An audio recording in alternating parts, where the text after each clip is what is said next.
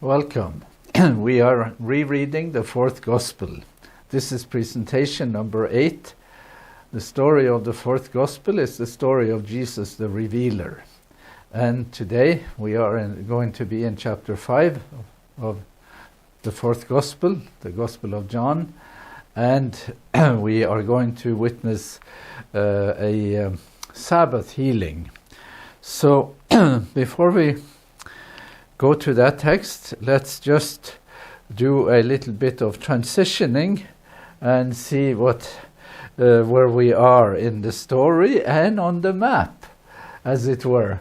So, when the 2 days were over, that's after the story of Jesus meeting the Samaritan woman. He stayed there for 2 more days in Samaria.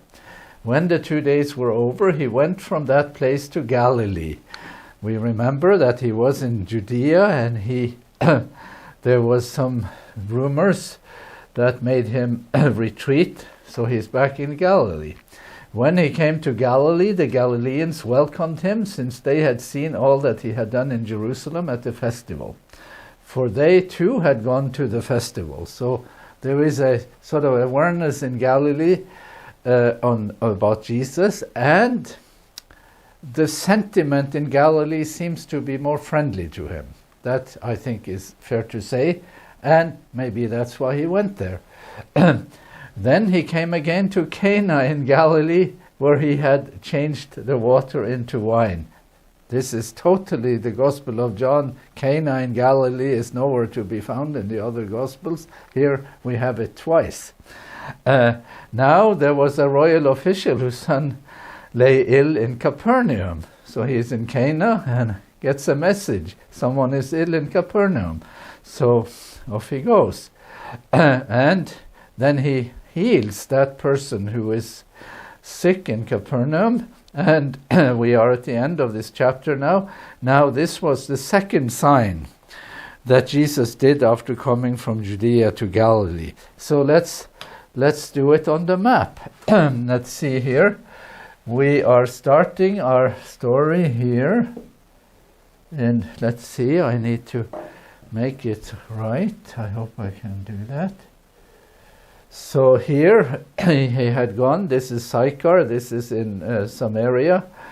And then he will stay there. And then he goes to Galilee up here. And then he goes to Cana here, and he goes to Capernaum here, and that's where we are. That's where we are on the map. So let's just take it from here. We will now go to chapter 5. After this, there was a festival of the Jews, and Jesus went up to Jerusalem. So it's the second time he will go there. Let's do it on the map. Here, he's in Capernaum. Which route is he going to take? He has 3 options. Are you going to send him through the Jordan Valley, through Samaria, or the coastal route? Well, let's send him through Samaria. We don't know, because it doesn't say.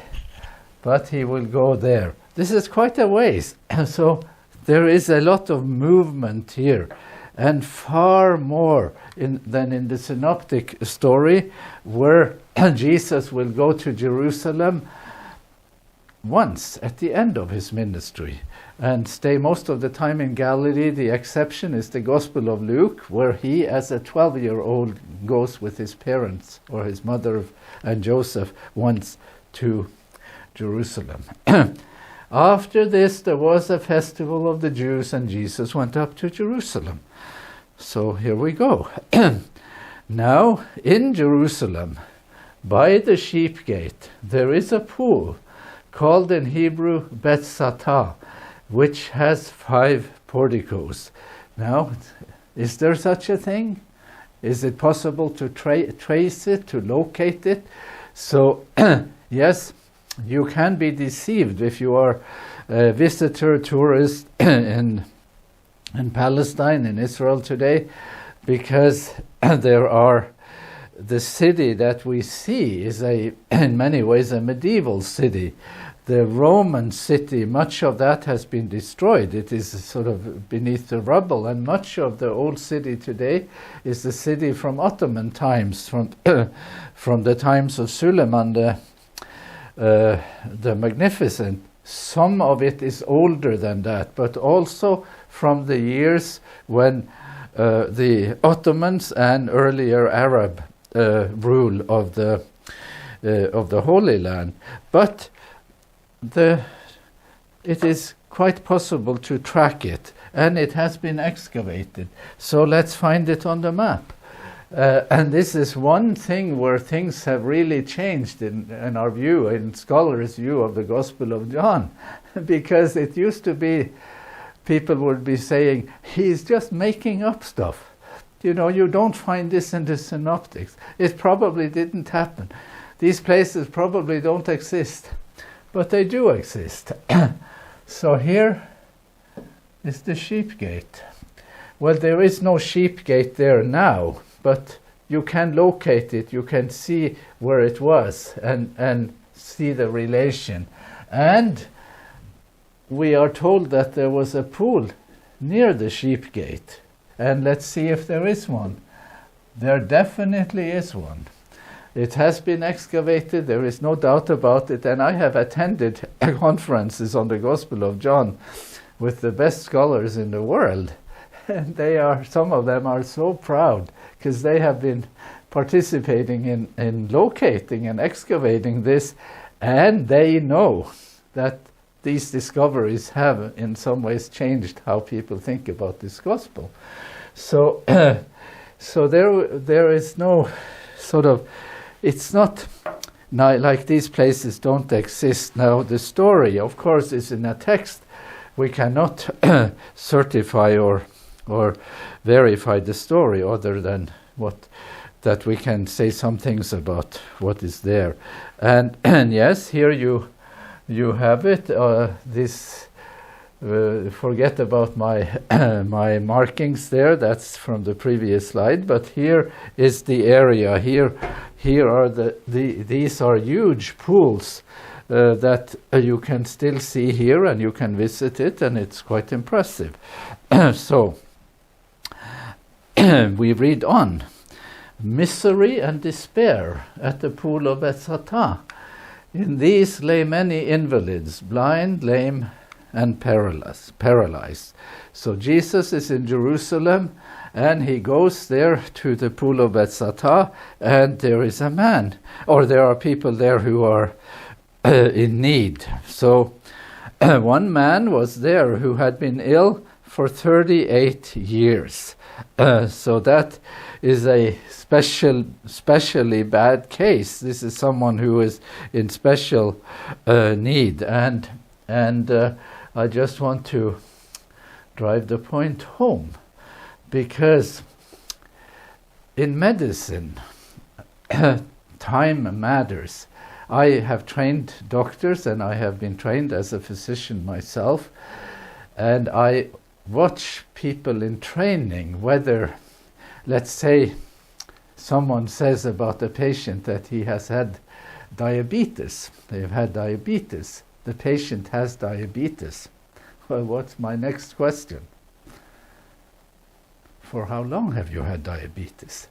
What the timeline matters, because length of time you have had this condition will also be a factor in whether you have complications, some damage, heart, kidneys, eyes, whatever. So if somebody says to me, one of they've been training, the patient has diabetes, and doesn't say for how long you've had it, there is a big hole there. You haven't really paid attention to it. This person has been there for 38 years. It's very specific. We could have had a kind of crude way of narrating this, saying that he has been paralyzed for many years, but he has been paralyzed for 38 years. It's precise, specific. It's quite amazing. And here are some of the elements that are amazing. By the way, even to our time, even into the early 20th century at least, the notion of a sheep trading activity on this territory in Jerusalem has persisted. Somehow that has lingered. So the sheep gate probably had something to do with buying and selling of sheep, some sort of market function in that area. So here are signifiers of what I would say are signifiers of first-hand knowledge in our description. There is a gate. It's the sheep gate. There is a pool. It is the pool of Bethsatha. It's a named pool. It has porticos, 5 porticos. And the man, he's been there for 38 years. So those elements, sheep, Bethsatha, 5 and 38, are markers in the text. You could say this is just a very good writer. Or it is someone who has experienced it and who can tell us with precision what goes on in the story. I'm not going to say that the author of the Gospel of John was not a good writer. But I don't think he writes because he wants to show off as a good writer.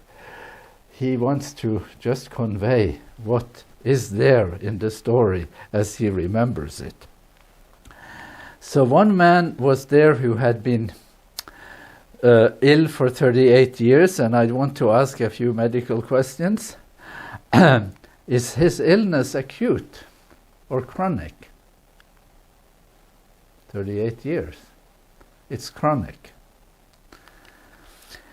If it is chronic, does chronicity makes it more or less urgent? Somebody calls up and says, doctor, I need to see you. I have pain. And I say, well, how long have you had it?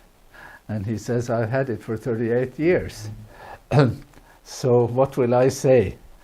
Will I say I need to see you immediately in the office? Or will I say, take 2 aspirin and call me in the morning or something like that? Or I can give you an appointment in a couple of weeks. Chronicity means less urgency in medical terms. So here is the healing, if Jesus will heal him, is the healing, if there is one, elective or an emergency? Is it something you decide to do, or do you decide to do it because it is a medical emergency? And on all these we will have to say it's chronic, less urgent, and it is elective. That is how we would think about it in medicine. Of course, you could say that if someone has been ill for 38 years, and if there is a chance to heal him, let's not wait any longer. 38 years is long enough. We could say that. So, just to put in the time here. When Jesus saw him lying there, so Jesus is now in the picture. Jesus is now, this is the first mention of Jesus in the picture. When Jesus saw him lying there and knew that he had been there a long time, he said to him, do you want to be made well? The sick man answered him, Sir, I have no one to put me into the pool when the water is stirred up. And while I am making my way, someone else steps down ahead of me. So here, in some texts of the Gospel of John, there is added an explanation that there was a kind of legend or rumor that some angel would step in from time to time. If you can see it in this illustration, an angel will step in from time to time and stir up the water. And if you had the good fortune of stepping into the pool at the time when the water had been stirred, you had to be the first one, then you could get healed. So the man in the text that is really the most reliable text, he is sort of telling us that he has that kind of handicap, that he can't do it. He's been there, he's been waiting for this, and there is no chance for him. So just let us slow down a moment here, and I want to repeat something we said in relation to Jesus' encounter with the Samaritan woman, the distinction between narrative time and actual time. So here is narrative time. You can see that it moves very fast. Narrative time is the time it takes to tell or read the story. And these first 9 verses in chapter 5 takes less than a minute to read. So it's a very fast-moving thing, narratively, as telling it goes. But it cannot have been that short a time as it happened. So that is actual time. So what is actual time?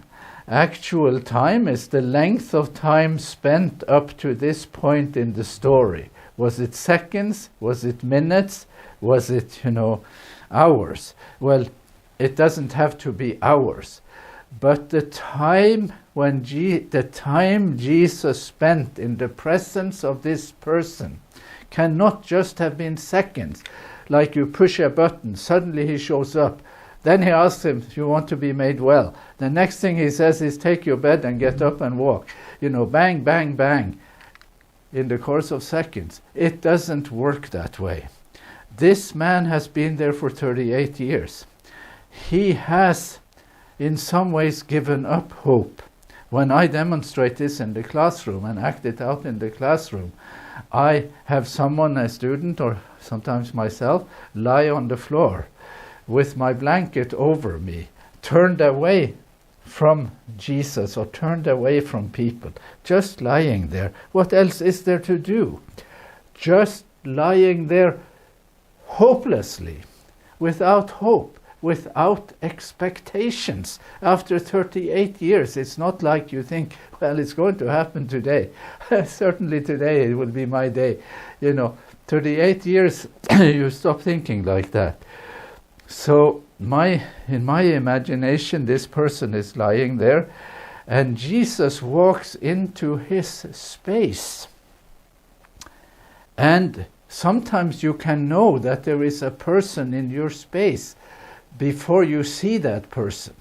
You can somehow, face turned away, have a sense that there is somebody there. And so, if that person is there for a while, you just lie there, and then it's a minute. What's that person doing in my space? 2 minutes, 3 minutes, 5 minutes. Well, maybe I should turn around and look. And there is a person in my space.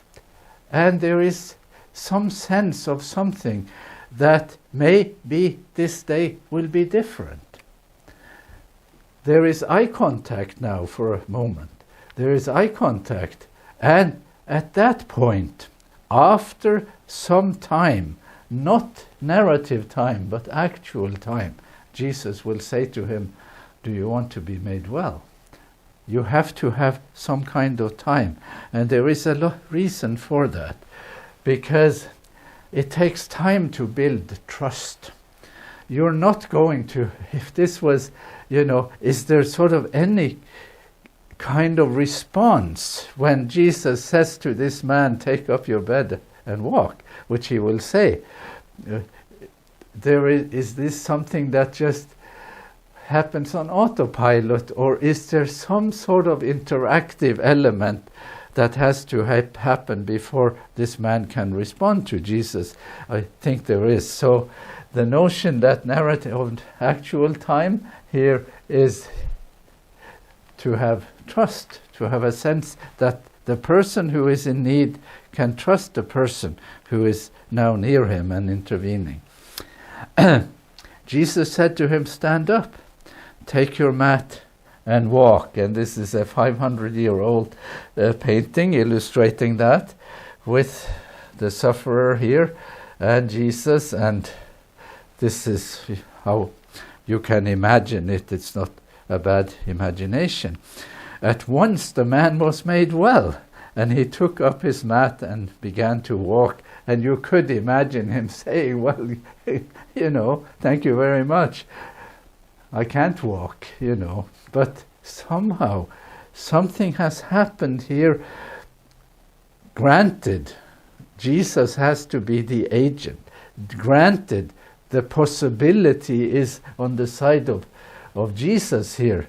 But you could imagine the man somehow declining or somehow saying that he can't walk. Well, he can walk, so he walks.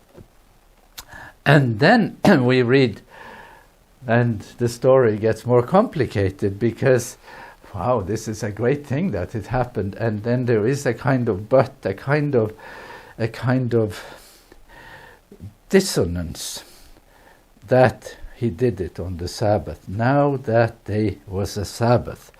And we hear critics. So the Jews said to the man who had been cured, "It is the Sabbath. It is not lawful for you to carry your mat." This man has, been healed. He goes up, he carries his mat. And I like this painting because I just wonder, how big was the mat? Well, this is not something that you can put in your pocket. This is not some pocket-sized mat. If he carries that thing around, and if carrying stuff like that around on the Sabbath is not accepted, he certainly wouldn't be able to hide it. This is just in your face. So they are not confronting Jesus and criticizing Jesus for what he had done. They are criticizing the man for carrying his mat. But he answered them, "The man who made me well said to me, 'Take up your mat and walk.'" They asked him, "Who is the man who said to you, 'Take it up and walk'?" Now the man who had been healed did not know who it was, for Jesus had disappeared in the crowd that was there. So these are intriguing elements. There is restoration, and there is a sense of reversal, a sense that the restoration is not sort of unambiguously unproblematic. So, so the day now matters. It matters. The timing matters for the reversal. It was the Sabbath. It was a certain day that makes it objectionable. And we have a comment here. Now that day was the Sabbath. So if we read farther, the text is no longer soaring aloft on the wings of hope. By verse 10, it has plummeted to the ground with a decided thud. So all the sort of fun has kind of been drained from it. And here we have then the timing, and timing is now everything. And in the book that I assigned to the students who take this course, Joanne Brandt's book on John, the timing of the event now stands at the center of the reversal. And here is another one in a very prestigious commentary that has been around for some time. This, that is to say, the timing, is the point of the story for John, as also in 9:14, where Jesus healed the blind man. So we have two Sabbath healings, and the problem about them is timing. And then there is the mat, the Sabbath and the mat. Stand up, take your mat and walk. He took up his mat and began to walk. It is the Sabbath. It is not lawful for you to carry your mat. The man who made me well said to me, "Take up your mat and walk." So the mat is another conspicuous element here. And we see that there will be trouble. Therefore the Jews started persecuting Jesus because he was doing such things on the Sabbath. But Jesus answered them, "My Father is working until now, and I am also working." For this reason the Jews were seeking all the more to kill him. This happened fast, because he was not only breaking the Sabbath, bad enough, but was also calling God his own Father, thereby making himself equal to God. We have trouble in the making here, and I have with students in the past and now in the present tried to think out some alternative scenario. How could he have done it and had less trouble? He could heal the man, but tell him to leave the mat. let's just say that I'm walking over to the person and I'm telling him now, I'm going to heal you, but leave the mat. Don't take the mat. But Jesus doesn't say that. He says, take up your mat and walk your way. So, but he could have done that, and the problem of the healing would have been less if he had not said, take the mat. Or, alternative scenario, I'm going to heal you, but we can't do it today. To do it some other day. So the combination here of the Sabbath and the mat, those are the combustible elements in the story. That's why, the house will be on fire. Maybe there is some other scenario too, but here again in Karen Pidcock-Lester's article, and we cannot help but wonder, why does Jesus heal this man on the Sabbath? Couldn't he have been more politic, more discreet? Why did he not wait just one more day? Why does he do it? And already there is some trouble. There is some opposition to Jesus in Judea among the religious leaders. Why does he, do something that might just rub people the wrong way? So, let's go through this again. Then, therefore the Jews started persecuting Jesus because he was doing such things on the Sabbath. And then we have a series of claims. I have read this text already. We're going to read it again. But Jesus answered them, "My Father is working until now, and I am also working." So he thinks he has a mandate. For this reason, the Jews were thinking all the more to kill him, because he was not only breaking the Sabbath, but was also calling God his own Father, thereby making himself equal to God. This is someone who is kind of blaspheming. Jesus said to them, "Very truly I tell you." So he is kind of defending himself again and again. "Very truly I tell you, the Son of Man can do nothing of his own, but only what he sees the Father doing. For whatever the Father does, so the Son does also." So what we are seeing here in these texts, that just to make it very clear, is that the identity of Jesus has become a major bone of contention. And Jesus makes his identity the reason why he can do these things, because he has offended people. They don't think that there should be a man walking around with his mat. So Jesus is saying, "My Father." And when he talks like that, he makes a claim to intimacy with God. Now, is that language totally unheard of? Could someone else call God Father? You could. But the way Jesus says it, "My Father," makes it seem like he is intimate with God in some relation beyond what a believer could say about themselves. So, intimacy. What he sees the Father doing, he is only doing what he sees the Father doing. He is imitating the Father. This is what the Father would be doing. So there is a man there at the pool of Bethesda, and he is paralyzed, and he's been ill for 38 years. Would God take interest in such a man? Jesus says, "I'll show you." So I'm only doing what the Father would be doing. That's imitation. And then calling God his own Father, thereby making himself equal to God. They have not misheard him. Jesus has made a claim that he belongs to the divine identity. Intimacy, imitation, identity. These are big claims. This is not a joke. And he has used the Sabbath to launch this sort of project. So this, of course, makes for some problems, because, we have, what did we have? We have Jesus saying here, let's see, I'm just going back here.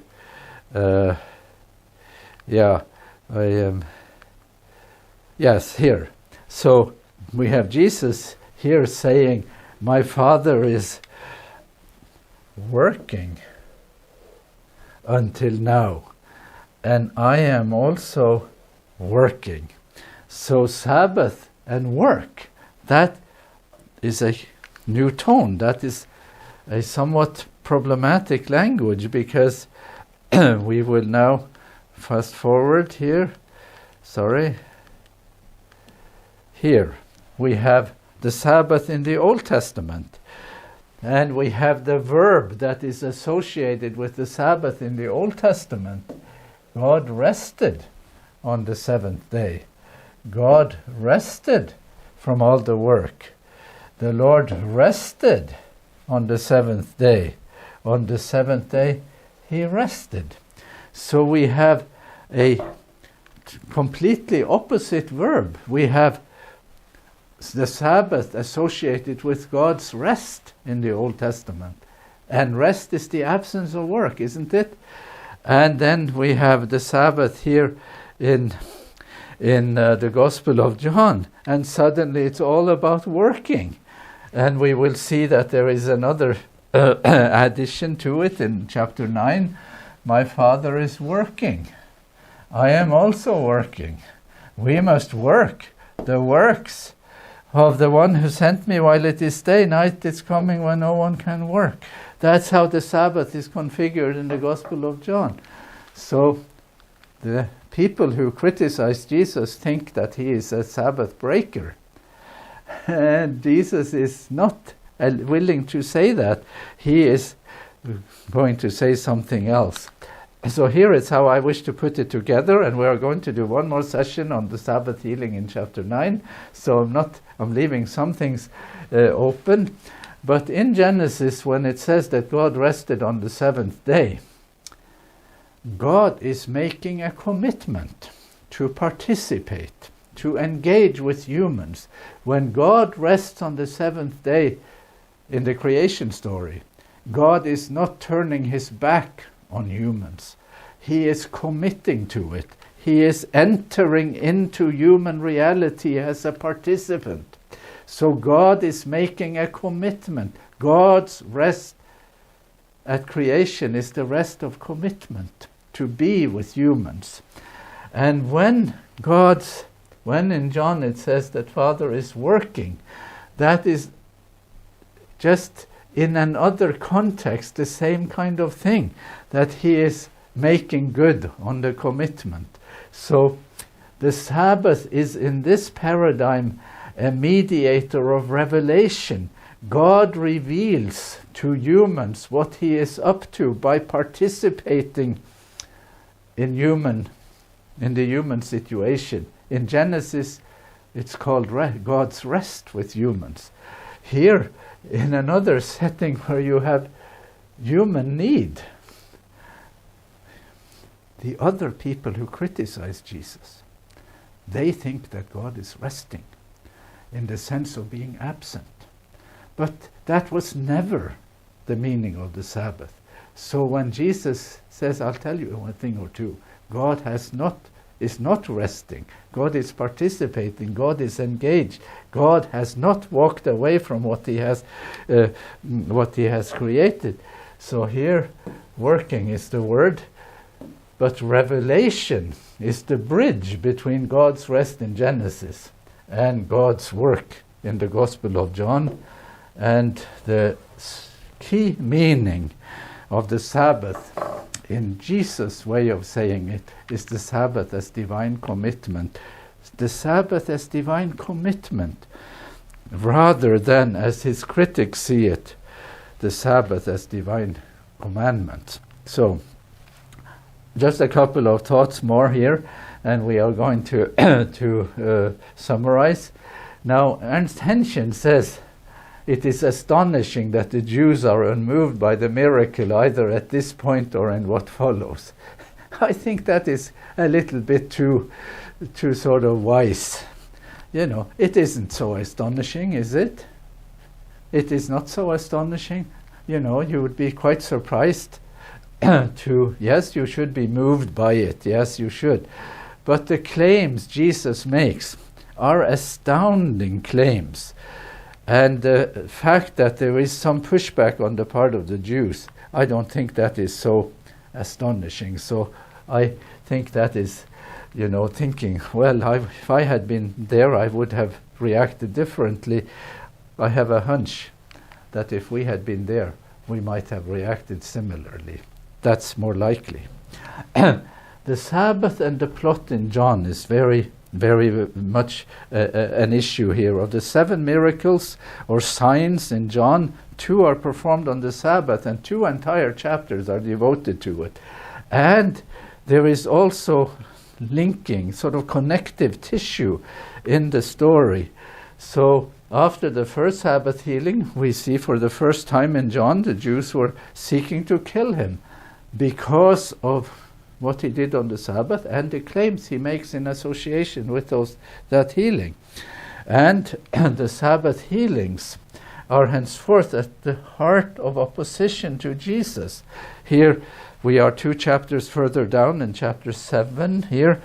And let's see, maybe I should... No, I am standing in front of the text now. I can't do that. I have to stand on the side here. The Sabbath healings are henceforth at the heart of opposition to Jesus. Jesus will say, I performed one work. And the one work is the healing on the Sabbath, the healing of the paralytic. I performed one work, and all of you are astonished. Moses gave you the circumcision. It is, of course, not from Moses, but from the patriarchs. And you circumcised a man on the Sabbath. If a man receives circumcision on the Sabbath in order that the law of Moses may not be broken, are you angry with me because I made a man's body whole on the Sabbath? Here is what he's saying. You mutilate someone on Sabbath to keep the law of Moses. You circumcise, you cut a person, and to keep the law of Moses. And here I am making that a person whole. I'm healing on the Sabbath. And isn't that more reasonable to do that? Are you angry with me because I'm doing that? So he has a pretty good argument, a pretty strong argument. Okay, we're going to add things up. And we are going to have one more session on the Sabbath healings in the Gospel of John. Here is where we are. When Jesus goes to Jerusalem the second time, he is already in the sights of the Jewish leaders, and they are not in his corner. There is already some questioning, some degree of opposition there.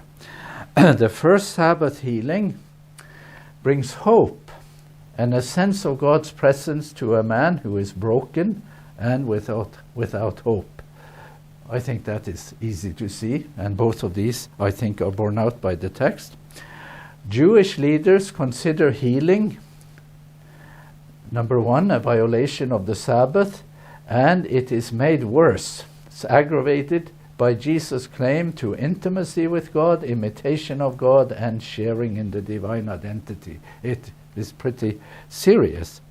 And God's rest at creation and the work of the revealer in John are both elements of divine commitment. Now, you need to think about that for a while. I have written a book about this topic, and I have a chapter about it. I wish I could make those chapters even better. But this is a key point, that the central meaning of the Sabbath in the Old Testament and the New Testament is divine commitment more than divine commandment. The Sabbath then is something God will show what he does for us more than anything we do for God. To Jesus' critics, the primary meaning of the Sabbath is divine commandment, not divine commitment, as it is to Jesus. So just think about that for a while. We'll return to it. The difference between these two options is big. It's a big difference. It is the difference between God's absence and God's presence, especially in the lives of those who feel abandoned by God. Sabbath is divine commitment, means that God can show up and do things. And if you ask him, will he heal on the Sabbath, or will he tell you that you should come back another day? He will heal you on the Sabbath. It will be the Sabbath on which he will heal you, because the Sabbath is configured to convey divine commitment. And he will tell you to carry the mat. Why not? Just to show the sort of glory of it, and maybe to say commitment, God's commitment matters more than commandment. So that's it for the first Sabbath healing. There will be one more, and let's see what that leads to.